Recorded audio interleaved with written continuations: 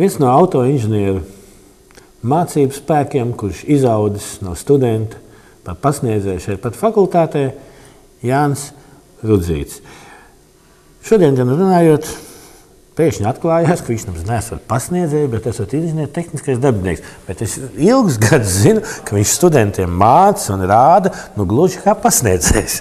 Kur tā atšķirība ir? Tā galvenā atšķirība starp pasniedzēju un inženieru tehnisko darbinieku ir tāda, ka inženieru tehniskie darbinieki vairāk piedalās studentu apmācībā tieši laboratorijā, tieši ar praktiskiem darbiem. Tātad tu māci viņiem honēšanu, borēšanu? Mēs atrodamies tajā telpā, kur mēs ar studentiem kopā strādājam un apgūstam pirmkārt jau detaļu un mezglu defektēšanu.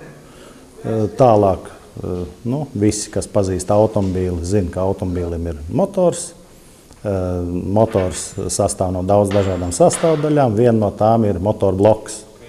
Un raksturīgākais vai tāds interesantākais darbs, ko parasti pie remonta izpilda šai detaļai, ir motorbloka cilindra izvirpošana un honēšana. Un tad to mēs arī faktiski apgūstam.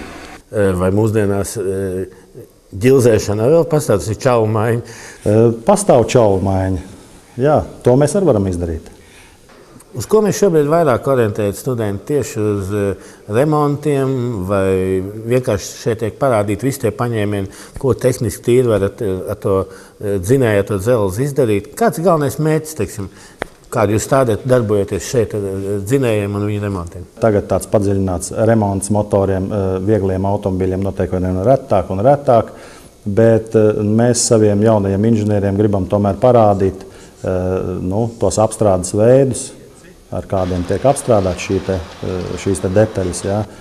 Ir, piemēram, ļoti interesanti laboratorijas darbi, kur sadals vāpstai kulaciņas slīpējam. Tas tāds klasisks piemērs. Tāpat honēšana, kur varbūt citur ražošanā, rūpniecībā mēs tādu apstrādes veidu neredzēsim, šo te zigzagā virsmu.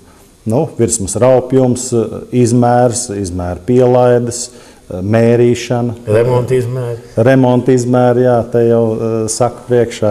Tas viss faktiski ir tās lietas, ar kurām studentam un pēc tam arī inženierim ir jāsaskarās. Ja mēs sakām, ka neapgūstot karstos motors, nevar iznākt viens kārtīgs inženieris, mācoties tikai uz augstiem motoriem, tad faktiski, ja viņš nav izgājis šo te remontu fāzi, arī viņi tādu īsti tādu autoinženieri diez vai varēs saukt? Varētu tā būt. Šeit gan viņi tādu priekšstatu iegūst, ja tā precīzāk vajadzētu pateikt. Bet katrā gadījumā tas autoinženieris, kas nāks ārā no šīs fakultātes, vismaz pie vārdiem honēšana, viņam acis kantains nebūs. Es tā gribētu cerēt.